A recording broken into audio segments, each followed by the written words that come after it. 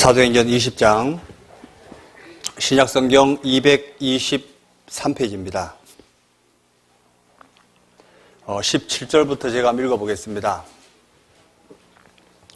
바울이 밀레도에서 사람을 에베소로 보내어 교회 장로들을 청하니 오매 저희에게 말하되 아시아에 들어온 첫날부터 지금까지 내가 항상 너희 가운데서 어떻게 행한 것을 너희도 아는 바니 곧 모든 겸손과 눈물이며 유대인의 관계를 인하여 당한 시험을 참고 주를 섬긴 것과 유익한 것은 무엇이든지 공중 앞에서나 각 집에서나 꺼림이 없이 너희에게 전하여 가르치고 21절 함께 읽어보시겠습니다. 유대인과 헬라인들에게 하나님께 대한 회개와 우리 주 예수 그리스도께 대한 믿음을 증거한 것이라. 함께 기도하시겠습니다. 사랑과 은혜가 충만하신 거룩하신 아버지 하나님 감사합니다. 한 주간 하나님의 귀한 말씀을 증거할 수 있는 기회를 주신 것 감사드립니다. 특별히 말씀을 증거하는 부족한 자의 입술을 주관해 주시고 듣는 분들의 마음을 열어주셔서 하나님의 귀한 말씀이 올바로 전해질 수 있도록 도와주옵소서. 함께 머리 숙여 기도하시는 귀한 분들 한 분도 하나님 앞에 이뤄지지 않기만을 진정 바라고 원합니다. 시종을 주님께 부탁드리며 우리를 사랑하시는 예수님 이름으로 기도드립니다. 아멘. 피곤들 하시죠? 괜찮아요? 저는 경북 영덕에서 왔습니다. 제가 원래 이 강서에서 한 6년 있었습니다. 그러다가 2011년 10월에 영덕으로 가게 됐어요. 영덕 하면 뭐가 생각나요? 대게가 되게 없습니다. 영덕이 원래 뭐로 유명하냐면 송이가 유명합니다. 그리고 대게는 영덕보다 울진이 훨씬 더 많아요. 그런데 영덕에서 브랜드화 시킨 겁니다. 영덕이 복숭아, 사과, 포도, 송이 이렇게 유명합니다. 몰랐죠?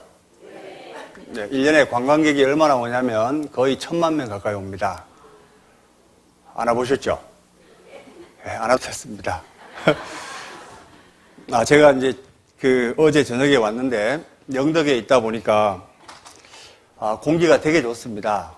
여기는 공기가 되게 안 좋은 것 같아요. 그죠? 사람이 하루에 마시는 공기의 양을 무게로 따진다면 13에서 16kg를 마십니다. 어마어마하죠? 그런데 사람이 하루에 먹는 음식의 양은 한 2.8kg 정도 먹어요. 그러면 뭘 제일 많이 먹죠?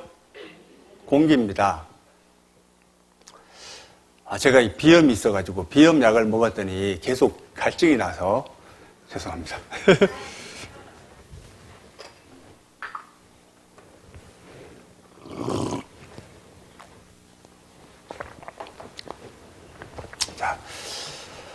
제가 한 가지만 부탁을 드리겠습니다. 말씀을 들으실 때 잘만 들어주시면 좋겠어요. 혹시 앉아 계신 분들 가운데 졸리다 그런 마음이 있다면 편하게 주무세요. 한 5분 동안 편하게 주무시고 나면 괜찮습니다. 안 자려고 용 쓰는 게 더 안쓰러워 보이니까요. 편하게 주무셔도 돼요. 주무시면 제가 깨울게요. 걱정하지 마시고. 자, 한 가지 부탁을 드리고 싶은 게 이겁니다. 혹시 이걸 한문으로 아시나 모르겠어요.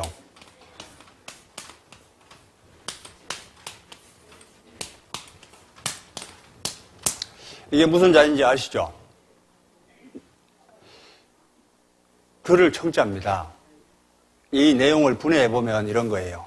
이게 어마어마한 의미를 담고 있거든요. 듣는 게 얼마나 중요하냐면 이걸 잠깐 분해해보면 이런 겁니다. 사람 신체 가운데 가장 중요한 부위가 뭐냐면 귀입니다. 귀. 그래서 귀가 왕이다 그래요. 그리고 조금 더 분해해보면 열십자의 눈목자가 누운 자입니다. 사람이 어떤 것을 바라볼 때 10개의 눈이 바라보니까 얼마나 자세히 볼까요? 아주 움직이는 아주 사소한 것까지 자세히 볼 수 있다는 거죠. 그리고 한일자의 마음 심자입니다. 자, 한 마음으로 함께 공유하자는 겁니다. 자, 이것을 봐요. 사람이 죽음 앞에 갈 때까지 가장 오래 살아있는 부위가 귀예요. 병원에서 신방을 해보면 죽기 직전에 끝까지 살아있는 것이 귀예요. 그래서 하나님이 왜 귀를 가장 오래 살려뒀을까? 왜? 하나님의 말씀을 올바로 듣고 천국 가는 길을 따르라고 귀를 가장 오랫동안 살려둔 겁니다. 그래서 신체 부위 가운데 가장 중요한 게 귀라는 거예요. 그리고 들으실 때 열린 마음으로, 자, 10사람이 눈이 저를 쳐다본다면 얼마나 자세히 볼까요? 여기 한 100한 몇십 명 앉아 계신데 본인 개인이 10개의 눈으로 바라본다는 그런 마음으로 아주 움직이는 아주 사소한 것까지 자세히 좀 보시면 좋을 것 같아요. 그렇게 봐주실 거죠? 네. 그리고 제하고 마음을 함께 하는 겁니다. 앉아서 집에 아침 드라마가 나오는데 이렇게 생각하고 있으면 같이 마음을 함께 하는 것이 아니죠? 저 사람이 어떤 말을 하는지 그 메시지에 귀를 기울여 달라는 겁니다. 요 부탁만 잘 들어주신다면 아주 너무도 값진 귀한 것을 깨닫게 될 것 같습니다. 요 약속만 부탁드리겠어요. 자, 듣는 게 얼마나 중요하냐면 이런 겁니다. 관심을 갖고 듣는 거예요. 성경은 히어링이 아닌 리스닝입니다. 관심을 가지고 듣는 걸 이야기하거든요. 관심을 갖는다는 것을 조금 쉽게 표현하면 이런 거예요. 제가 강원도 사람같이 생겼죠? 제 강원도입니다, 고향이. 그런데 예전에 강원도에서 서울 친구하고 전화통화를 하게 됐어요. 그래서 그 친구하고 어릴 때입니다. 예전에 전화기도 거의 없고 이럴 당시였는데 서울서 만나자, 영등포역 앞에서 만나자는 약속을 했어요. 그래서 내가 너를 어떻게 찾냐라고 하니까 그 친구가 영등포역 앞에서 신문이 없네요. 자기가 시계탑 앞에서 신문을 들고 있겠다는 겁니다. 그래서 자기를 찾으러 오래요. 그래서 알겠다고 그 약속을 하고 그 원하는 시간대에 도착을 했어요. 제 혼자 뭐가 죄송합니다. 자, 도착을 했는데 제가 태어나고 그렇게 많은 사람이 모여있는 거 처음 봤습니다. 얼마나 사람이 많은지 거의 사람이 밀려 다녔어요. 예전에 영등포역 앞이 복잡한 거 아시죠? 여기 서울에 계시니까 아시겠네요. 그런데 놀랍게도 영등포역 앞에 신문을 들고 있는 사람이 시계탑 앞에 많았습니다. 그래서 제가 그 친구를 찾으려고 그 친구는 그 친구대로 돌고 저는 저대로 시계탑을 돌았어요. 그러다가 관심이 있는 사람을 딱 보게 됐어요. 상당히 거리가 떨어져 있었거든요. 그런데 그 사람이 하는 메시지를 제가 알아듣겠더라고. 이해가요? 자, 관심이 그런 겁니다. 자기가 관심을 갖는 분야는 반드시 사람은 귀를 기울이게 되어 있습니다.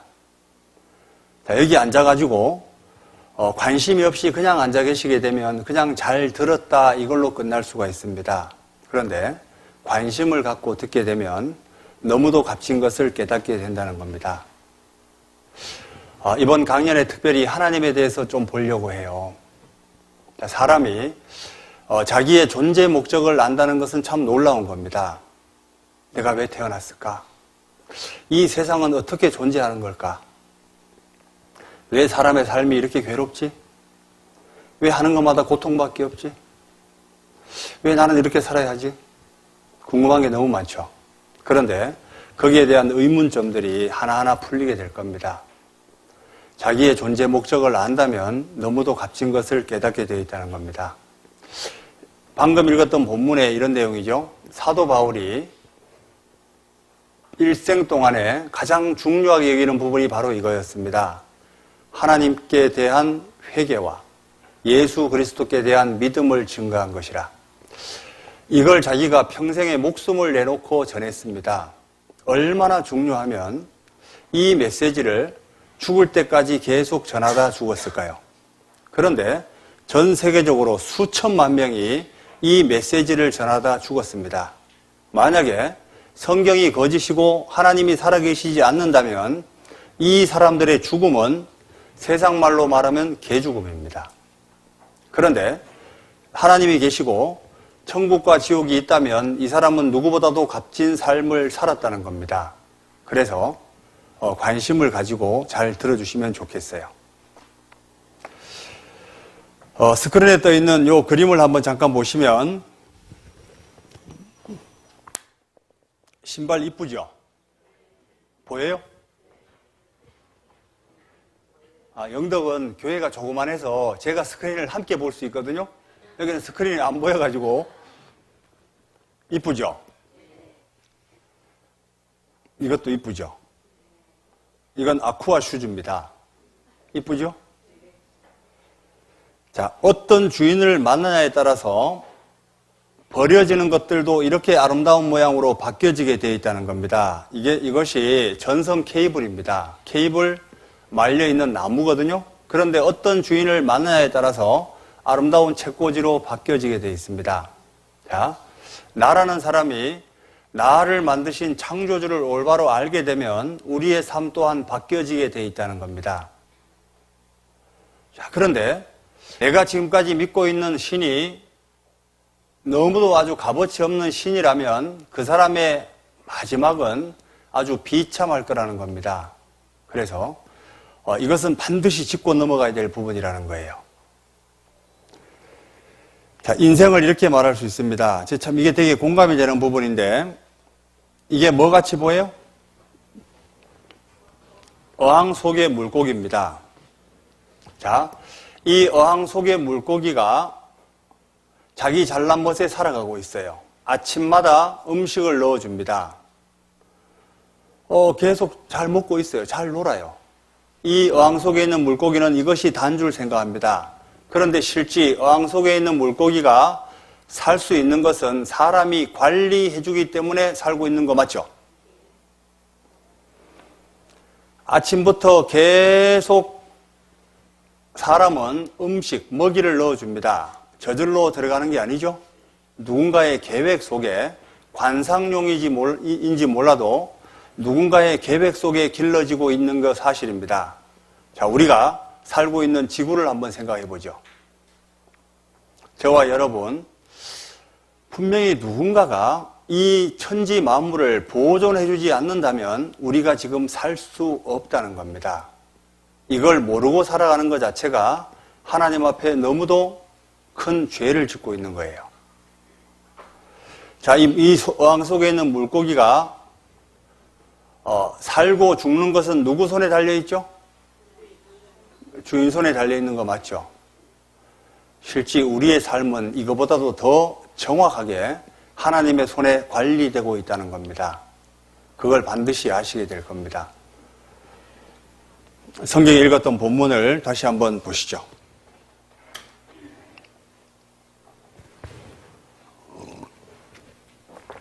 21절 유대인과 헬라인들에게 하나님께 대한 회개와 뭘 잘못했을까?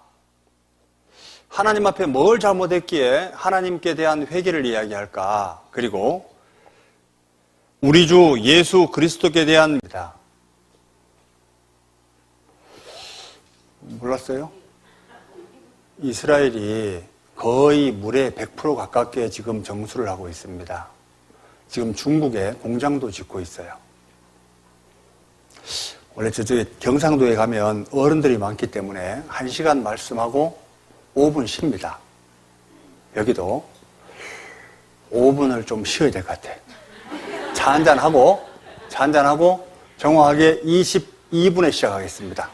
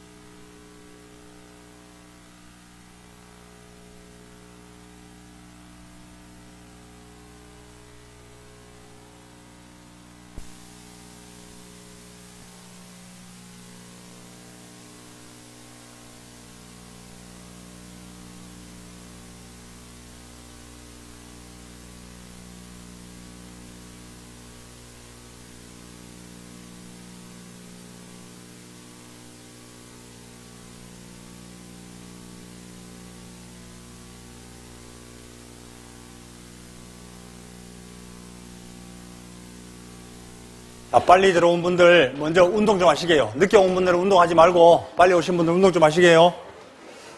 박지성과 함께하는 대한민국 응원체조. 함께 따라해 보시겠습니다.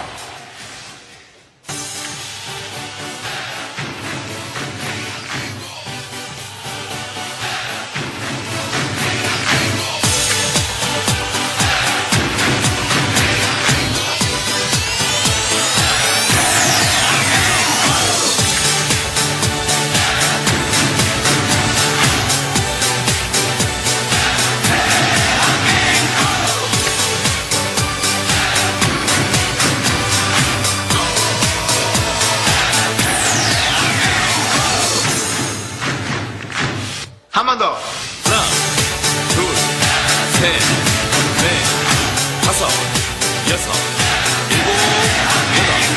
하나, 둘, 셋, 넷, 다섯, 여섯, 일곱, 여덟. 하나, 둘, 셋, 넷, 다섯, 여섯, 일곱, 여덟.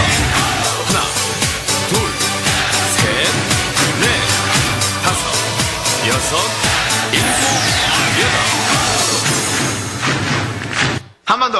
하나, 둘, 셋, 넷, 다섯, 여섯, 일곱, 여덟. 하나, 둘, 셋, 넷, 다섯, 여섯, 일곱, 여덟. 하나, 둘, 셋, 넷, 다섯, 여섯, 일곱, 여덟. 하나, 둘, 셋, 넷, 다섯, 여섯, 일곱, 여덟.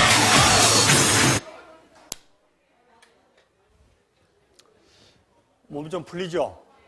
예. 원래 말씀을 전하는 사람보다 말씀을 듣는 분들이 훨씬 더 피곤합니다. 혹시 강사가 조는 거 보셨어요? 원래 듣는 분들이 훨씬 더 피곤해요.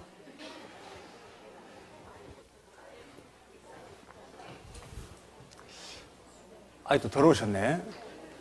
경상도 지역에 가면 한 5분 쉬었다가 딱 하면요, 다들 정신을 바짝 차리고 다들 이렇게 더 자세히 들으려고 이렇게 긴장하고 있는데 여긴 좀 쉬니까 더 풀려 있는 것 같아요.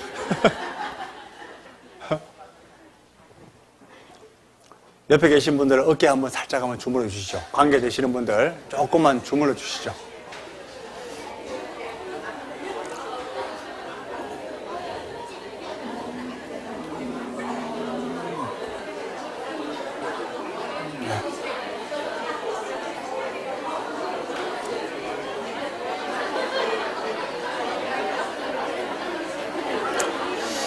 예, 됐습니다. 강연을 못 하겠네.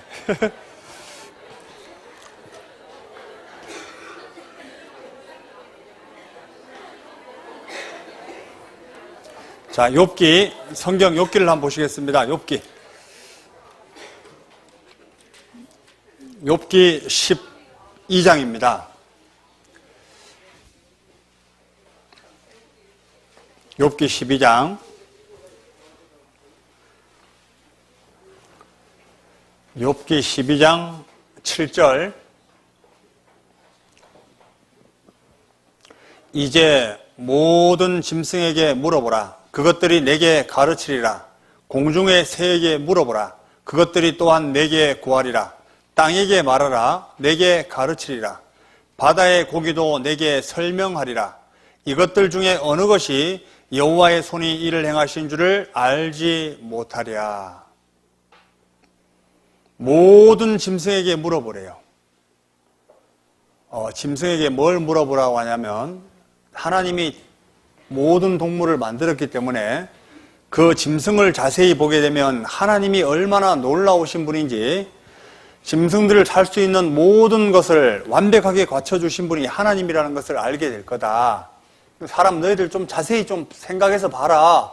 관심을 갖고 봐라. 이런 뜻입니다. 자, 그런데 우리 사람과 직접적으로 연결되어 있는 거 한번 잠깐 한번 생각해 보죠.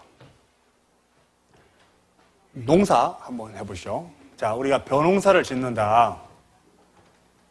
농사 지을 때 필요한 모든 것을 누가 부여하시는지 잠깐만 한번 생각해 보죠. 자, 농사 짓는데 필요한 게 뭐가 있죠? 예, 해, 또 비, 또 물, 물. 자, 땅.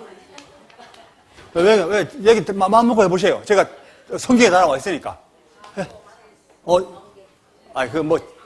질소. 번개.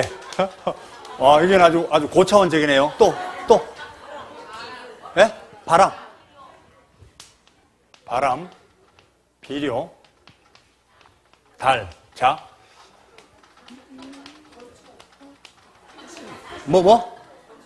곤충? 수분. 곤충. 자, 그런데, 자, 봐요. 하나님이 얼마나 사람을 살기 좋게 만들어 놨냐면, 자, 보시죠. 성경에 뭐라고 되어 있냐면, 사람이 할 수 있는 것은 단순한 겁니다. 자, 실제 농사 짓기에 필요한 씨앗도 누가 준비하셨냐면, 창세기 1장에 하나님께서 준비하셨다고 되어 있죠? 자, 사람은 있는 씨앗을 가지고 땅에 뿌리는 것까지 자기의 일입니다. 심었어요. 자, 그리고 사람이 할 수 있는 것은 기다리는 겁니다. 맞죠? 그리고 이 씨앗이 잘 자랄 수 있도록 잡초나 제거해주고 기다리는 겁니다. 그리고 나중에 사람이 추수를 하죠.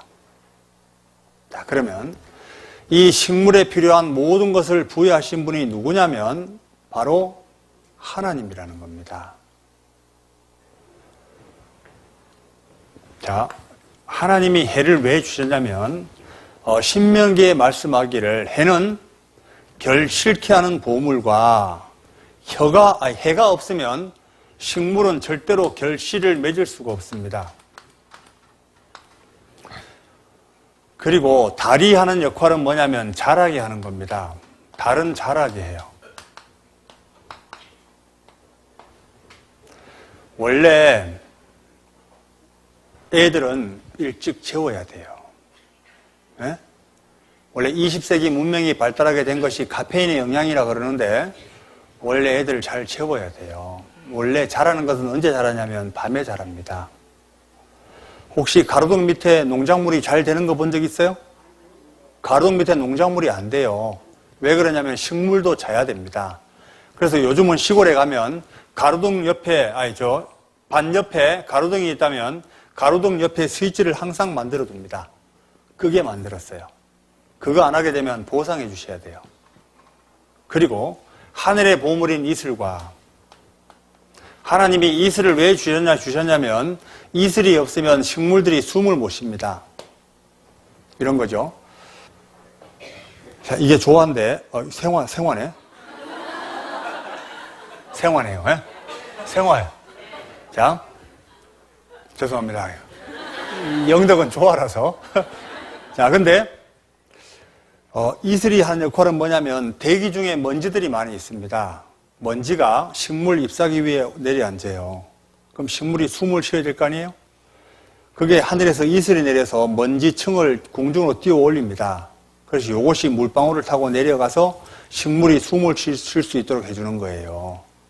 그래서 하늘의 보물인 이슬과 이슬이 집안에서 혹시 화초를 키우시는 분이 계시다면 화초에다가 마른 수건 가지고 닦아대는 것은 어떤 것과 같냐면 사포를 가지고 자기 얼굴에 문대는 거하고 똑같습니다. 그 식물은 죽으려고 그래요. 그렇게 하면 안 되고 스프레이로 폭폭 뿌리셔야 돼요. 그리고 정 닦아주려면 젖은 수건 가지고 닦아주셔야 돼요. 그럼 되게 좋아합니다. 그래도 또 싫어하는 것이 식물이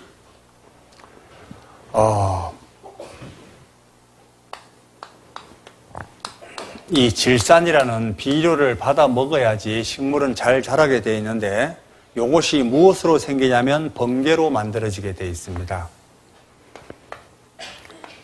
원래 식물에게 필요한 것이 뭐가 있냐면 식물에게 필요한 혹시 네 가지 아세요? 탄소, 산소, 수소, 질소. 이게 식물에게 반드시 필요한 네 가지입니다. 그런데 어떤 식으로 식물에게 전달되냐면 탄소는 공기 중에 이산화탄소로 식물에게 공급되죠. 원래 식물은 이산화탄소를 빨아당기고 산소를 내뿜습니다. 맞죠? 학교에서 안 배웠어요? 네, 맞아요. 그리고 산소하고 수소는 원래 물 자체가 H2O잖아요. 수소 2개, 산소 1개가 이게 물입니다. 이건 그냥 자연스럽게 흡수가 돼요. 식물에게. 그런데 이 질소가 어떤 식으로 식물에 전달될까 이걸 알 길이 없었습니다. 식물이 살기 위해서 반드시 이걸 먹어야 되거든요. 그런데 질소는 식물에게 전달되는 방법이 너무 독특하게 돼 있어요. 원래 질소는 어떤 거하고도 붙지도 않아요. 그런데 질소가 어떤 상황에 붙냐면 1000도씨 이상의 엄청난 충격을 가해야지만이 산소하고 딱 붙게 되어 있습니다. 요것이 이게 언제 만들어지냐면 요게 번개에 의해서 만들어집니다. 번개가 딱 칠 때 요것이 딱 붙게 되어 있어요. 그래서 요것이 비를 타고 땅속으로 스며들어 식물에게 전달됩니다. 지금으로부터 3,500년 전에 욥기에는 하나님이 번개로 식물을 먹여 살린다 이렇게 기록되고 있습니다. 놀랍지 않아요? 자, 그리고 과거에 이제 아시게 되겠지만 농사하는 방법도 농사 짓는 방법도 여기 우리 조은엽 어머니 농사 지어 보셨죠? 그건 누구에게 배웠어요? 예?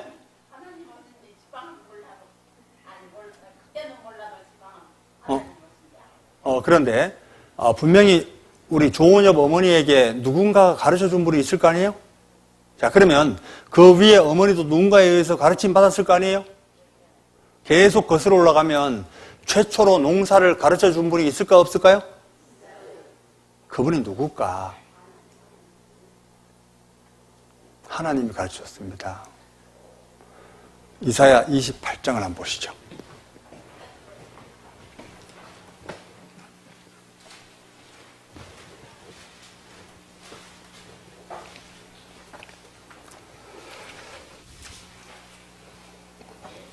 이사야 28장 23절.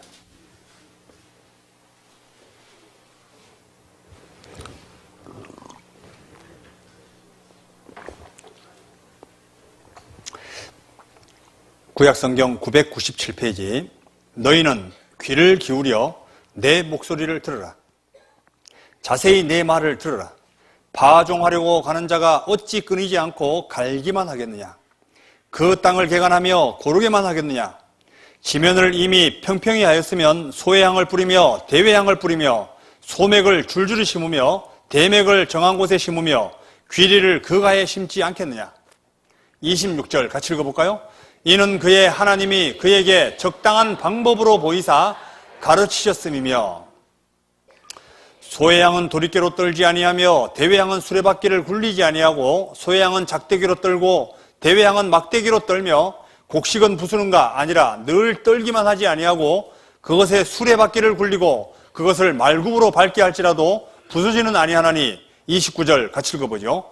이도 만군의 여호와께로서 난 것이라 그의 모략은 기묘하며 지혜는 광대하니. 자, 계속 과거로 거슬러 올라가 보면 사람에게 이런 지혜를 부여하신 분이 하나님이라는 겁니다. 하나님이 농사의 방법도 하나님이 가르쳐 주신 거라는 거예요.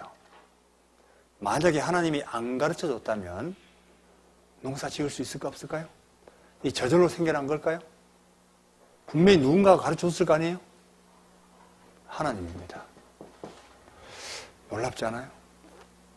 자, 사람이 할 수 있는 것은 지극히 미약한 거죠. 씨앗을 뿌리고, 있는 씨앗을 뿌리고, 거두고, 여기까지만 사람의 영역입니다. 사람에게 생명과 호흡과 만물을 친히 주시는 분이 하나님이시라는 겁니다. 사람이 하나님을 올바로 알게 되면 왜 사람이 하나님 앞에 무릎을 꿇고 감사할 수밖에 없냐면, 야, 하나님이 이렇게 나를 사랑했을까? 야, 내가 만약에 지음을 받은 존재라면요, 내가 더 사랑할까? 아니면 나를 지은 자가 더 사랑할까? 내 자식을? 자, 인생은 정말 괴롭습니다. 인생은 정말 괴롭죠? 눈물밖에 없습니다. 수고와 슬픔밖에 없어요. 자, 그렇다면 내가 힘들어하고 괴로워할 때 나를 지으신 분이 하나님이라면 하나님이 괴로울까? 내가 더 괴로울까? 하나님이 훨씬 더 괴롭겠죠. 자, 왜 하나님을 올바로 아는 게 중요하냐면 실제 나보다 나를 더 사랑하는 분이 하나님입니다. 예? 안 그럴 것 같아요? 실제 나보다 나를 더 사랑한다고 아세요? 여기 제가 참 이 영상을 보고 아빠는 거짓말쟁이에요, 이거 보고 참 제가 개인적으로 이 아이가 아버지가 우리 아버지는 슈퍼맨이에요, 우리 아버지는 돈도 많아요, 우리 아버지는 뭐든지 다 잘해요, 이렇게 하다가 아버지는 거짓말쟁이에요 이렇게 말합니다. 결국은 어떻게 알게 됐냐면 아버지가 자기를 위해서 그렇게 수고하고 희생한 걸 알게 됐습니다. 그래서 마지막에 이 딸아이가 아빠 사랑해요 이렇게 말합니다. 이거 잠깐 한번 보시죠.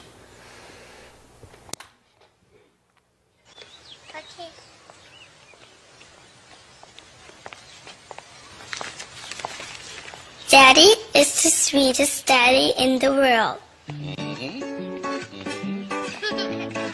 Daddy is the most handsome. The smartest.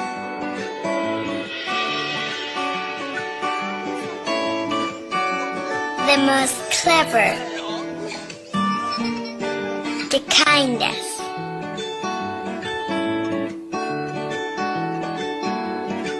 He is my Superman. Daddy wants me to do well at school. Daddy is just great, but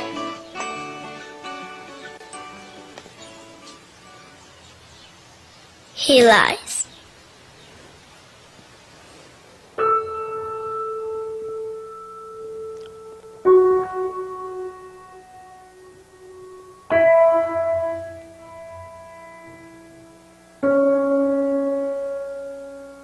He lies about having a job.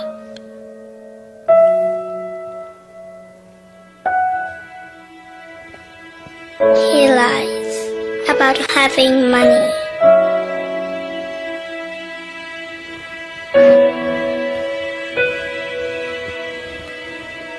He lies that he's not tired.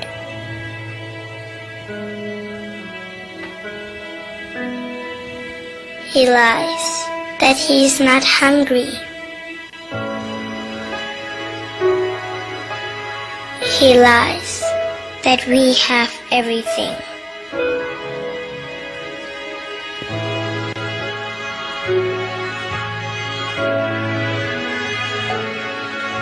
He lies about his happiness.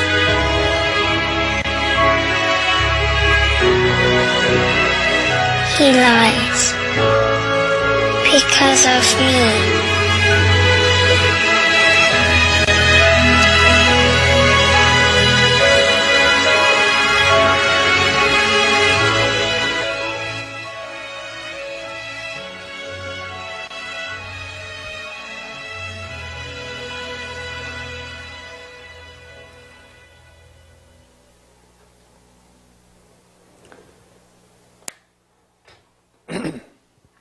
이게 뭐냐면 아이가 아버지가 정말 자기를 위해서 모든 것을 희생했다라는 것을 아는 순간 아빠 사랑해요 이렇게 말합니다. 실제 만물을 보존한다는 게 결코 쉬운 게 아닙니다. 성경에 모든 것을 지으시고 보존하시는 분이 하나님이라 그럽니다. 여기 계신 분들 집안 청소 하루만 안 해놓으면 집이 엉망이 되죠? 청소 잘하는가 봐. 실제 집안 청소를요 하루만 안 하면 일주일만 안 하면 집이 난장판이 되어 있습니다. 그런데 신기하지 않아요? 하나님이 만드신 창조물은 인간이 건들지 않으면 너무 아름답게 가꾸어져 있죠? 저절로 너무 잘 이렇게 보존되어 있습니다. 모든 것을 보존하신 분이 하나님이라 그랬습니다. 얼마나 바쁠까? 예? 놀랍지 않아요? 별로 안 놀라는 것 같아요. 혹시 산에 가서 빗자루 들고 한번 쓸어본 적 있어요? 근데 놀랍게 이게 조화를 이루지 않아요? 기적입니다. 미안하죠? 괜찮아요. 얼마나 부끄럽겠어요. 보지 말아요. 자, 뭐냐면, 자, 일단은 뭐 저건 저렇다더라도 우리 사람 한번 생각해 보죠. 옆에 사람 얼굴 한번 쳐다봐요. 어쩌면 이렇게 생겼을까? 참 놀랍죠? 자, 신기하게도 하나님이 사람을 만들 때 너무 놀랍게 만들어 놨습니다. 사람의 염색체가 몇 개죠? 예? 46개입니다. 예, 23개의 쌍으로 이루고 있잖아요? 그런데, 염색체가 한 개가 많은 사람을 가지고 다운 증후군이라 그래요. 여기 강서구청 강서구에 보면 여기 교남학교가 있잖아요? 여기에 다운 증후군 학생들이 많이 있습니다. 제가 여기 있을 때, 이렇게 이제 저 집무실에 있다가 내려오는데 다운 증후군 아이가 한 명 지나가는 거예요. 근데 또 보니까 한 명이 또 지나가. 금방 지나갔는데 다 똑같이 생겼습니다. 하나님이 염색체 하나만 바꿔도 모든 사람을 똑같이 만들 수가 있습니다. 그런데 하나님이 왜 그런 사람을 우리에게 보여주게 했을까? 하나님은 다 똑같이 만들 수 있지만 아주 저와 여러분 특별한 존재라는 것을 알려주기 위해서 그런 것이 아닌가 싶습니다. 그리고 염색체 하나가 적은 것을 터너 증후군이라 그래요. 이건 여자들에게 있는데 그건 극히 드물죠. 자, 사람 한번 생각해 보죠. 사람이 하나님이 만드신 창조물 가운데 가장 놀랍게 만든 것이 저와 여러분입니다. 얼마나 놀라운지 아세요? 사람이 자기 뇌의 1% 이상을 사용하기 참 어렵습니다. 사람의 세포 하나를 보더라도 1000페이지 백과사전 3000권 분량이 돼야지 세포 하나에 대한 정보를 볼 수 있대요. 놀랍지 않아요? 별로 안 놀라는 것 같아요. 그런데 이런 놀라운 사람이 저절로 됐대요. 원래 저절로 가면 어디 가냐면 중이 됩니다. 저절로 가면 중이 돼요. 스님이 돼요. 이건 웃으려고 한 얘기고. 자, 이 저절로 자연스럽게 됐다는 것을 이론을 가지고 진화론이라 그렇게 말합니다. 자, 솔직히 그거 믿어져요? 결국은 아메바가 사람이 됐다는 겁니다. 믿어져요? 아마 그 당시에 현미경만 있었다 하더라도 이걸 믿기 어려웠다는 겁니다. 자, 이런 거죠. 자, 하나님은 창조했다고 그러고 진화론자들은 사람이 진화됐다 이렇게 말합니다. 그렇다면 분명히 두 곳 중에 하나는 거짓말을 시키고 있다는 겁니다. 창조가 거짓이든지 아니면 이쪽이 거짓이든지. 자, 논쟁이 있겠죠? 그런데 분명히 한쪽은 거짓말을 할 거 아니에요? 혹시 연력학 제2의 법칙이 뭔지 아시죠? 자, 질서에서 무질서로 나아가는 겁니다. 자, 고물 자동차를 샀는데 새 자동차가 되더라. 그럴 수 있을까요? 결국은 진화론자들이 말하는 내용은 그거예요. 고물 자동차가 새 자동차가 됐다는 그걸 얘기하는 거예요. 라마르크의 용물용설이 뭐냐면 원래 처음에 기린의 목이 짧았었다. 그런데 높은 곳에 열매를 따먹다가 목이 점점 길어졌다. 이게 라마르크의 용불용설이었습니다. 제가 이걸 잠깐 배울 때 어떤 생각이 들었냐면 앞으로 미래의 사람은 이렇게 되겠다. 몸은 안 쓰고 머리만 쓰니까 머리통이 이렇게 커지겠다 생각했습니다. 이건 장애예요. 맞죠? 말하고 노새하고 말하고 나귀하고 짝짓기 됩니다. 노새가 태어나요. 그런데 거기에서 종족 번성이 안 돼요. 지금까지 한 종에서 다른 종으로 넘어간 적이 한 번도 없습니다. 시간 관계상 그냥 짧게 이야기하면 이런 겁니다. 자, 사람의 피가 가장 유사한 동물은요, 잉어입니다. 혈액 비중이 가장 유사한 동물은 개구리예요. 자, 사람의 심장 가장 유사한 동물은 돼지입니다. 좀 징그럽죠? 사람의 눈하고 가장 유사한 동물은 오징어예요.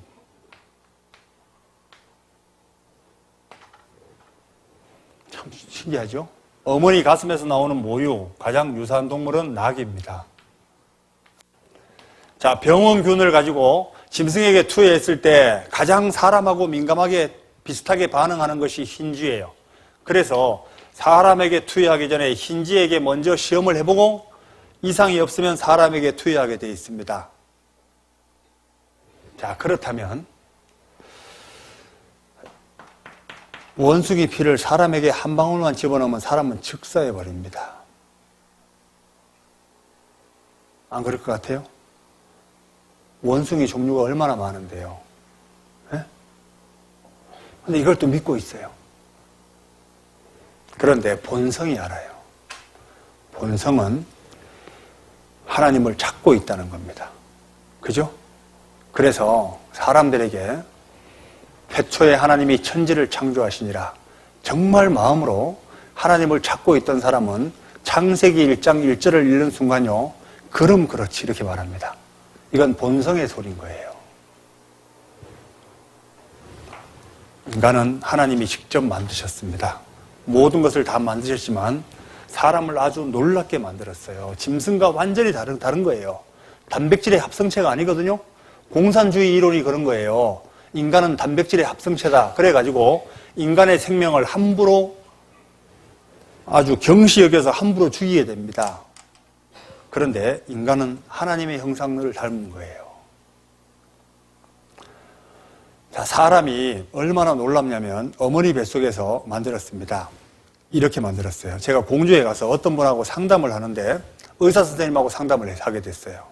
의사 선생님, 어머니 뱃속에서 아이가 만들어질 때 뼈부터 만들어질까요? 살부터 만들어질까요? 이렇게 물었어요. 그때 그분이 자기가 의대에서 공부하기 전까지는 보통 뼈가 만들어지고 나중에 살이 입혀질 줄 알았대요. 여기 어머니들 많이 계시잖아요? 아기가 어머니 뱃속에서 만들어질 때 뼈부터 만들어지던가요? 살부터 만들어지던가요? 몰라. 모르니까. 뱃속에 담아둔 아이가 아들인지 딸인지도 모르잖아요? 뭐 엉덩이가 펑퍼짐하면 아들 같네 이러는데 그건 말도 안 되는 얘기예요. 손가락 발가락 10개인지도 몰라요. 이것도 모른다고. 그런데 어머니 뱃속에서 하나님이 아주 사람을 놀랍게 만들어 놨다는 겁니다. 근데 그분에게 물은 거예요. 선생님, 뼈부터 만들어진다는 것을 언제 알게 됐냐고 물어보니까 의대에서 공부할 때 어머니 뱃속을 초음파로 찍어보니까 12주 전까지는 뼈가 한 조각도 없대요. 12주째 뼈가 만들어진대요. 성경 욥기 10장에는 말하기를 하나님이 뼈를 먼저 만들고 나중에 살을 입힌다고 이렇게 되어 있습니다. 사람들이 말하는 것과 완전히 반대죠? 그 욥기 10장 말씀을 보여주는 순간 너무 놀라운 표현이라는 거예요. 별로 안 놀래. 별로 안 놀라는 것 같아. 그렇지. 예.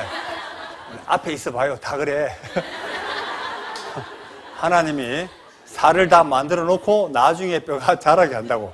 아, 거꾸로 얘기했구나. 예. 그래요. 좀 편집 좀 해요. 이제 놀랍잖아요. 그리고 내장이 만들어질 때 어떻게 만들어지냐면 처음부터 어머니 뱃속에서 내장이 만들어지는 게 아닙니다. 원래 내장이 들어갈 자리가 없어요. 너무 적잖아요. 그래서 안에 오장육부가 밖에서 만들어집니다. 그래서 나중에 이렇게 들어가요. 야, 어떻게 하나님이 이렇게 사람을 놀랍게 만들어놨을까? 보시죠. 잘 못 믿는 것 같아.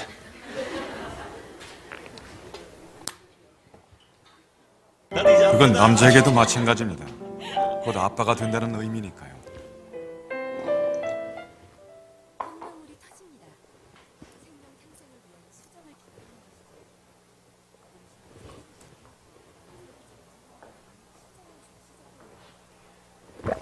소리가 왜 안 나와? 남성의 경우 한 번 사장할 때 나오는 정제의 수는 약 3억 개. 정제는 가장 빠르고 가장 강력한 최후의 승자가 되기 위해 3억 대 1이라는 엄청난 경쟁을 뚫어야 하는 거죠.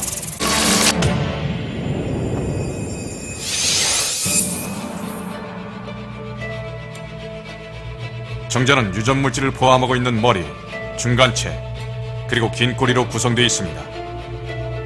머리 뒤쪽, 미토콘드리아 형태의 에너지 연료가 바로 추진력의 근원입니다. 정제꼬리가 약 1000번 움직여야 1cm 정도 앞으로 나아갑니다. 난자까지의 거리는 약 18cm. 170cm의 남자가 5km를 수영하는 것과 같죠. 와, 추진력이 굉장해야겠는데요? 와, 드디어 난자가 나타났어요.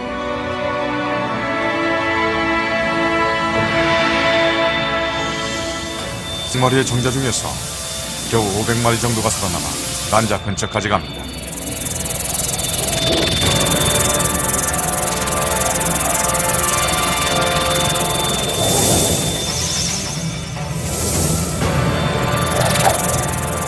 정자들은 커다란 난자 주위를 수영하면서 안쪽으로 들어갈 길을 마련하기 위해 했습니다.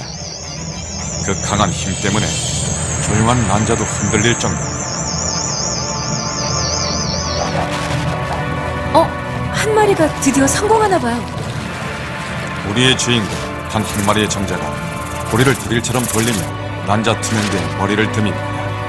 드디어 난자 세포막에 들어간 정자가 최후의 승자가 되는 거죠. 그리고 그 순간 난자는 투명대를 굳혀 다른 정자의 접근을 완전히 봉쇄합니다.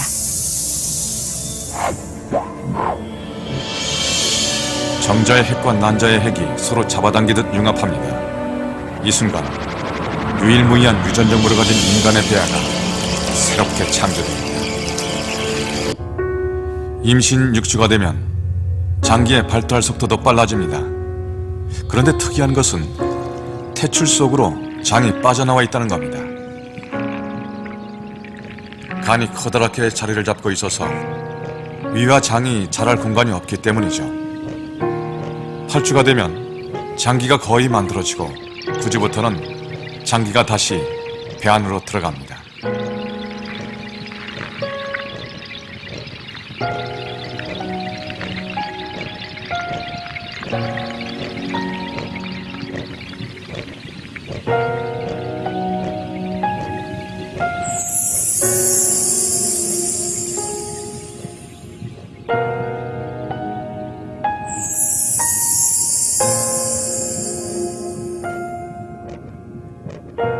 (12주가) 되면 성인의 위치와 같은 곳에 자리를 잡게 됩니다.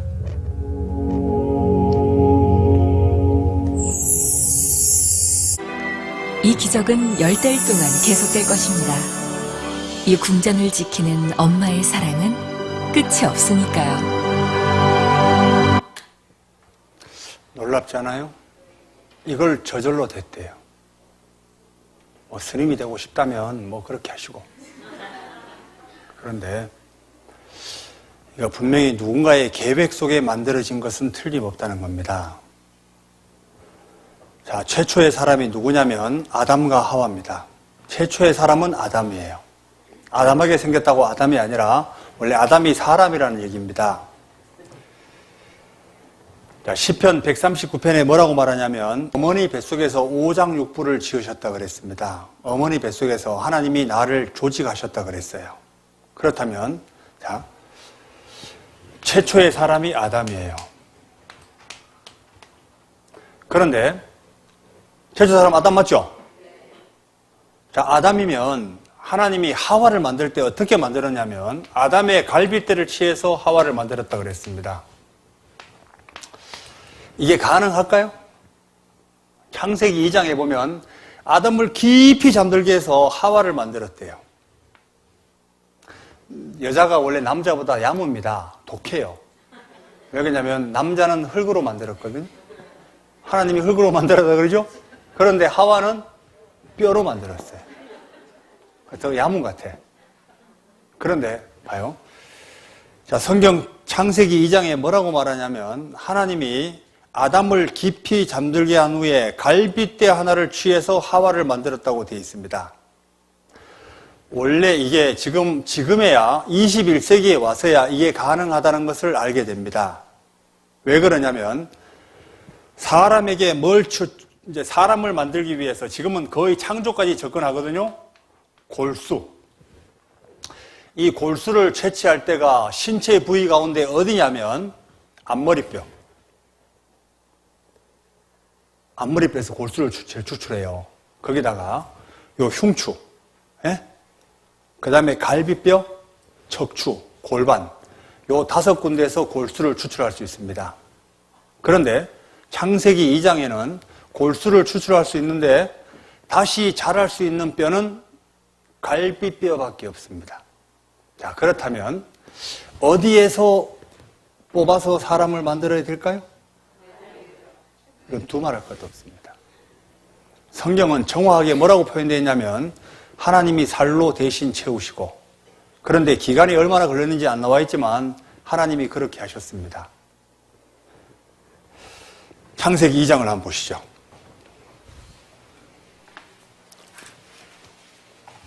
창세기 2장 7절.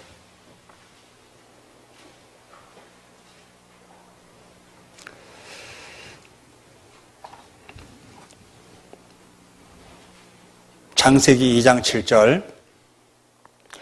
여호와 하나님이 흙으로 사람을 지으시고 생기를 그 코에 불어넣으시니 사람이 생명이 된지라. 뭐로 사람을 지었다고요? 흙으로 사람을 지었다 그러죠? 사람이 흙으로 지어졌다는 것은 18세기 말에서 19세기 초에 밝혀진 겁니다. 놀랍죠? 더 놀라운 것은 그 밑에 쭉 내려와서 18절. 여호와 하나님이 가라사대 사람의 독초하는 것이 좋지 못하니 내가 그를 위하여 돕는 배필을 지으리라 하시니라.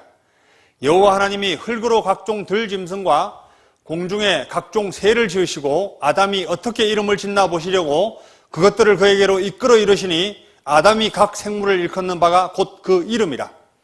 아담이 모든 육축과 공중의 새와 들의 모든 짐승에게 뭐를 주니라? 이름을 주니라. 아담이 지혜로웠을까요? 지혜롭지 않았을까요? 아담이 진짜 지혜로웠겠죠. 사람 이름 짓는 게 쉬워요? 어려워요? 아이들 2명밖에 없는데도 이름 짓기 어렵죠. 여기 강서에도 제가 몇 명 이름 지어줬습니다. 예? 아니, 진짜 지어줬어요. 그런데 이름을 지으려고 하니까 좋은 이름은 다 썼더라고 벌써. 자, 그런데 아담이 얼마나 지혜로웠냐면, 자, 생각을 해보시죠. 아담 앞으로 짐승이 지나갑니다. 너 개, 닭, 소, 말, 멧돼지 뭐 이렇게 했습니다. 대단히 놀라운데 그걸 다시 또 기억한다는 게 쉬울까요? 내가 아까 뭐라 그랬지? 너 이렇게 한 번도 헷갈려 하지 않았습니다. 자, 부모님들은 자식을 이름을 한 5명 지어놓고 이름을 기억 잘 해요? 못해요? 우리 어머니는 단 순간적으로 이럽니다. 정우야, 정삼아, 정연아 뭐 이럽니다. 애들 이름 다 불러버려요. 왜? 기억이 갑자기 안 나거든요. 나중에 시간이 지나면 자기 이름도 기억 안 나죠? 자, 이게 사람입니다. 사람의 한계예요. 그런데 하나님은 아담을 아주 놀랍게 지혜롭게 만들었어요. 그리고 아담이 혼자 사는 겁니다. 그래서 아담이 독처하는 것이 좋지 못하니 내가 그를 위하여 돕는 배필을 지으리라. 그런데 깊이 잠들게 한 후에 아담의 갈빗대를 취했다고 되어 있거든요. 깊이 잠들게 했다는 그 메시지 가운데 그렇다면 혹시 마취제가 있지 않을까? 원래 영국 황실에 의사로 있던 사람이 있습니다. 담당 의사로 있는 사람이 심프슨 박사인데 그 사람이 분명히 이것은 마취제가 있을 것이다. 그래서 연구한 거예요. 아마 그게 발견되지 않았더라면 수술할 때 이게 얼마나 괴로웠을까? 예? 다 성경을 착안해서 한 거예요. 거기다가 아담의 갈빗대를 취해서 하와를 만들었다고 되어 있는데 그 밑에 한번 보시죠. 21절 여호와 하나님이 아담을 길이 잠들게 하시니 잠들매 그가 그 갈빗대 하나를 취하고 뭘로 대신 채우시고? 살로 대신 채우시고. 이 표현이 가장 정확하다는 겁니다. 아담은 갈빗대가 한 개 없는 게 아니에요. 예? 어떤 분은 갈빗대가 원래 몇 개죠? 아니 자기 뱃속에 있는 갈빗대가 몇 개인지 몰라? 12개 쌍을 이루어서 24개입니다. 그러면 갈빗대 한 개를 뽑았으면 아담은 23개일까요? 살로 대신 채웠다고 돼 있어요. 그런데 시간이 지나면 자랍니다. 갈빗대가 자라기 때문에 아담은 갈빗뼈가 24개예요. 이거 한번 보시죠.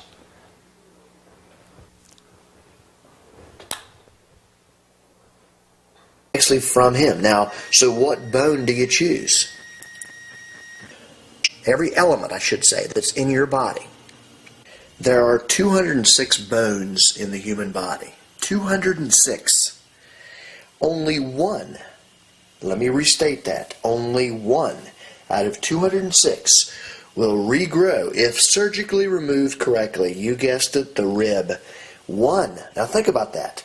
205 other choices. It will not grow back. I mean, we know that. I mean, if you lose your arm, it's gone. There's no regeneration process that the body naturally does. The rib, however, that is different.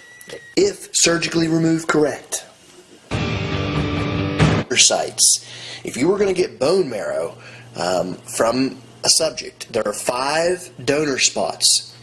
The cranium, or the skull, the sternum, the vertebrae in the back, the pelvis, and you guessed it, the rib. We're going to take a donor site for bone marrow transplantation. Would you want to mess with their skull, their sternum, their pelvis, their vertebrae, or what about this rib? Oh yeah, it also grows back. It regenerates. 자, 이게 아담의 갈빗대를 취했다는 표현이 너무 기가 막힙니다. 골수를 추출할 때가 5군데 가운데 갈빗뼈만이 유일하게 다시 자란다고 돼 있죠. 여기 앉아 계신 분들 만약에 본인이 하나님이라면 어디서 뽑을까요? 두말할 것 없습니다. 놀랍지 않아요? 어떻게 이렇게 성경에 이런 표현을 할 수 있을까? 이건 만드신 분이 아니면 이렇게 할 수 없습니다. 사람은 어떻게 비아냥거리냐면 이렇게 비아냥거려요. 하나님이 왜 에덴 동산에 선악과를 만들어가지고 그걸 따먹으면 죽네 안 죽네 그렇게 만들어가지고 왜 그걸 만들었냐? 근데 만약에 동산 모든 나무의 실과를 먹지 말고 선악과만 먹어라 이렇게 말하는 게 쉬울까요? 아니면 너 마음 놓고 먹어라 그런데 요거만 먹지 마라 이게 나을까요? 근데 꼭 자기 입장에서 생각하고 있다는 겁니다. 자, 제가 한번 이게 비유가 적당할지 모르겠지만 한번 예를 한번 들어볼게요. 제가 우리 와이프에게 이렇게 말했다고 그러죠. 우리 딸아이가 아영이거든요. 아영이 엄마, 저기 내가 지금 외국에 출장을 가려고 하는데 내가 돈을 원래 돈이 없지만 좀 이렇게 풍성하게 줬다고 해보죠. 당신 이거 가지고 쇼핑도 하고 맛있는 것도 사 먹고 막 열심히 즐겨라. 그런데 바람만 피우지 마. 자, 자, 이렇게 말하는 게 아주 무리한 요구일까요? 아니면 당신은 어떻게 그렇게 나를 어떻게 그런 얘기를 할 수 있어? 이렇게 말할 수 있을까? 하나님의 입장이 그런 겁니다. 동산 모든 나무의 실과는 내가 임의로 먹되 선악을 알게 하는 나무의 실과는 먹지 마라. 먹는 날 정령 죽으리라. 요구할 수 있어요? 없어요? 결국은 자유의지를 부여한 겁니다. 로봇을 만든 게 아니에요. 근데 꼭 사람은 자기 입장에서 생각해요. 자, 그리고 원래 최초의 결혼은 연애 결혼이 아닙니다. 중매 결혼이에요. 맞죠? 솔직히 우리 어머니 때 한번 보시죠. 미운이 고운이 해도 하여튼 간에 지금까지 살잖아. 왼수라 해도 잘 살고 있습니다. 요즘은 뭐 조금만 살다가 조금만 수틀리면 헤어지죠. 원래 결혼은 같이 연합해서 아름다운 가정을 만들어가는 것이 성경적입니다. 맞죠? 맞춰가는 거라고. 그게 성경적이에요. 본인이 고르고 골랐는데 왼수를 골랐어. 아니요. 근데 원래 코드가 원래 안 맞아요. 여자하고 남자하고는 코드가 원래 안 맞게 돼 있다고. 예? 그러니까 안 맞는 사람끼리 만나가지고 맞춰가는 겁니다. 원래 행복은 만들어가는 거예요. 네잎 클로버를 찾기 위해서 새잎 클로버가 원래 행복이라는 겁니다. 행복을 찾으려 하다가 진짜 행복을 잊어버리는 게 인생이라는 겁니다. 인생 진짜 허무하죠? 어른들하고 얘기를 해보면 하나같이 이야기하는 게 나같이 고생한 사람이 세상에 어디 있으려고? 다 고생했대. 여기 순금의 할머니 왔어요? 누구야? 장금순. 못 나오세요? 그 할머니 집에 가서 이렇게 얘기를 해보니까요. 그 할머니가 이렇게 말합니다. 아주 대가족에 살았던 것 같습니다. 그런데 그놈의 집구석에 가서 내가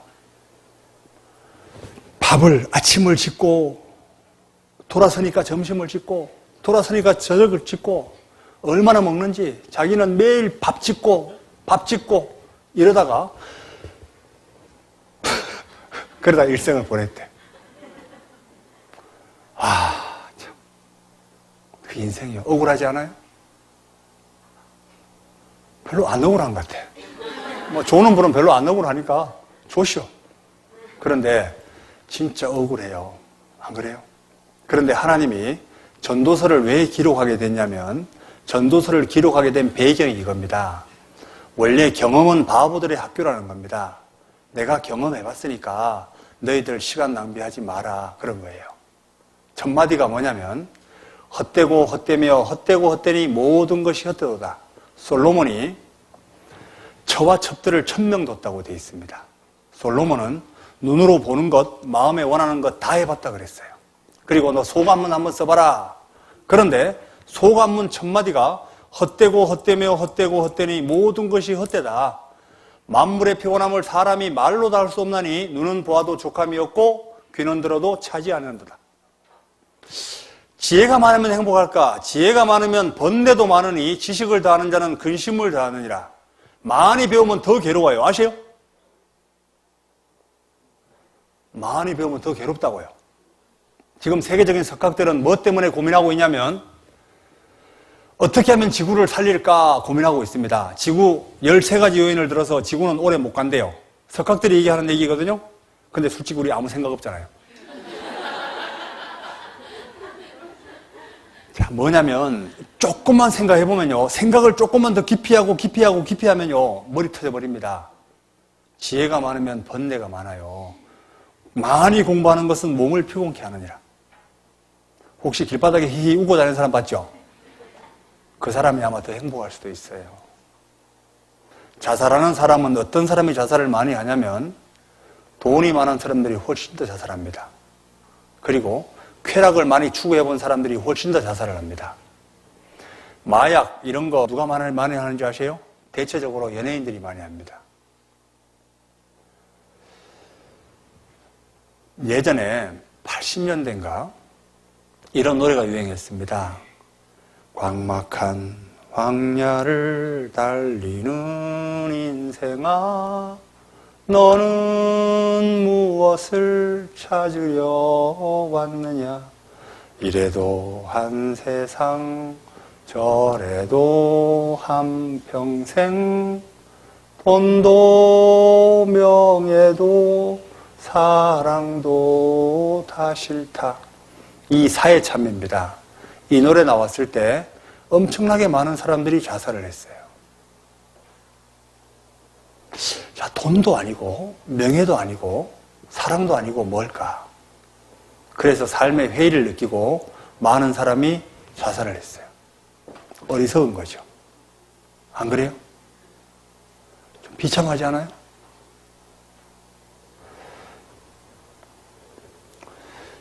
솔로몬이 한 가지 깨달은 게 있습니다. 전도서 12장을 한번 보시죠. 전도서가 이제 솔로몬이 뭘 깨닫게 되냐면 마지막에 이걸 깨닫습니다. 여기 보시면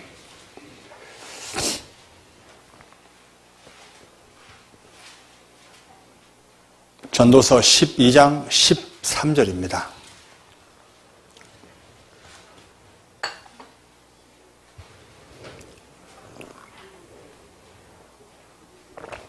전도서 12장 13절.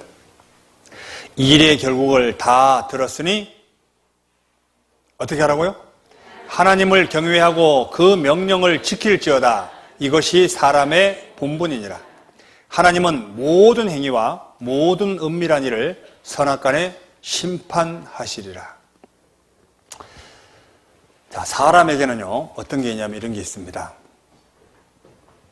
자, 솔로몬이, 그렇게 지혜로운 솔로몬이 이 일의 결국을 다 들었으니 하나님을 경외하고, 이 경외라는 뜻이 공경하는 마음에서 올라오는 두려움을 이야기합니다. 하나님을 가장 공경하고 두려워했습니다. 이게 사람의 본분이다. 원래 모든 사람이 일생일사 생자필멸이라고 그랬습니다. 사람은요, 반드시 누구 다 죽어요. 맞죠? 한 번 태어난 사람은 반드시 죽습니다. 가장 확실한 예언은 반드시 당신은 죽습니다. 그런데 가장 안 믿어지는 게 자기가 죽는 게 안 믿어져요. 믿어져요? 안 믿어져요? 안 믿어지죠. 죽어요. 조금만 있으면 죽는다고. 근데 실제 산다라고 하지만 실제 죽음을 향해 달려가는 겁니다. 아세요? 지금 사는 게 아니에요. 하루하루 사는 게 아니라 하루하루 죽어가고 있다고. 안 그래요? 좀 비참하죠? 그런데 죽음에 4가지가 있는데 땡감도 떨어져요. 예? 땡감도 떨어집니다. 죽음에는 순서가 없어요.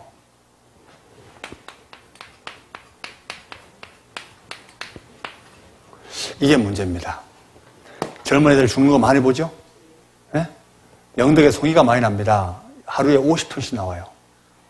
그런데 송이 때문에 막 칼부림 나고 그러죠? 훔치고 들어갔다가 영덕에서 사고 난 건 아니지만 실제 죽음은 죽음과 삶과 죽음은요, 한 걸음 앞에 있습니다. 안 그래요? 아마 여기 앉아 계신 분이 아마 이번 강연회가 마지막일 수도 있습니다. 어떤 사람에게는. 예?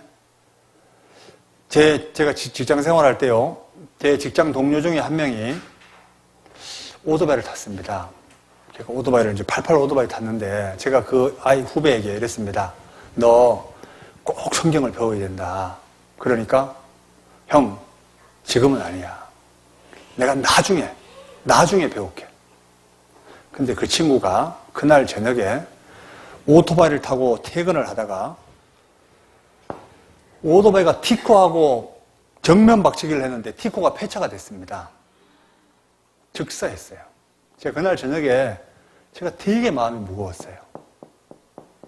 조금만 더 붙들고 얘기할 걸. 죽음은 순서가 없습니다.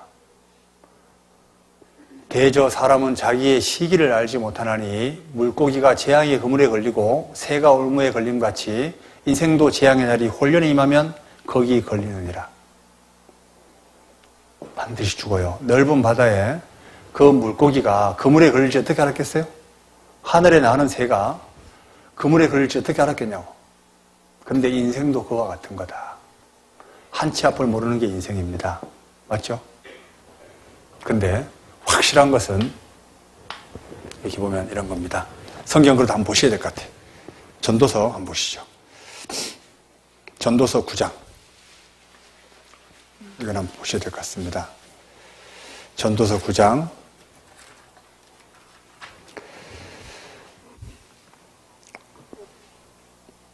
12절입니다.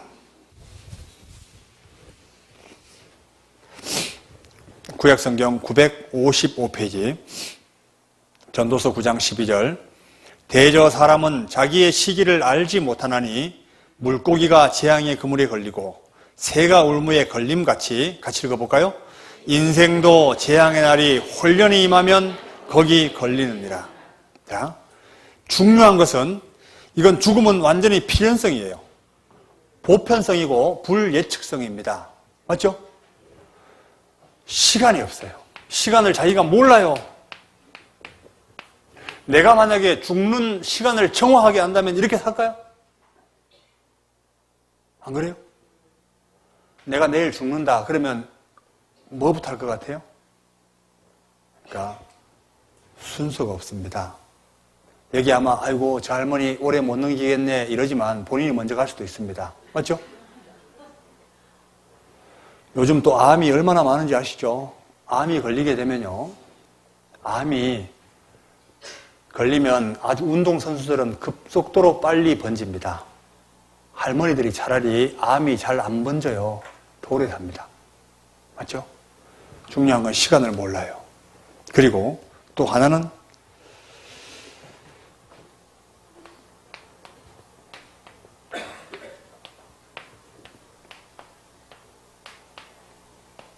죽음이 끝이 아니다는 겁니다. 이게 중요한 거예요. 죽음이 끝이 아니에요. 에? 죽어서 끝난 게 아니라고. 이 죽음이 끝이 아니기 때문에 문제인 거라고. 사후 세계가 있다면 끝이 아닌 거 맞죠? 분명히 내가 어떤 삶을 살았냐에 대해서 반드시 평가를 받게 되어 있습니다. 그리고 또 한 가지는 만날 분이 있다는 겁니다. 누구를 만날까? 욥 19장 26절 함께 암송해 볼까요? 나의 이 가죽 이것이 썩은 후에 내가 육체 밖에서 하나님을 보리라. 만날 분이 있다는 겁니다. 이분이 바로 하나님이셔요. 반드시 만나야 되겠죠? 그래서 기회를 미루는 건 지혜가 아닙니다. 너는 내일 일을 자랑하지 마라. 하루 동안에 무슨 일이 날는지 내가 알 수 없습니다. 언제 어떻게 될지 모르기 때문에 일단은 하나님이 나에게 원하는 것이 무엇인지 이거부터 반드시 알고 살아가는 게 가장 지혜로운 사람이라는 겁니다. 자, 열린 마음으로 계속 말씀이 전해질 때 열린 마음으로 잘 들었으면 좋겠습니다.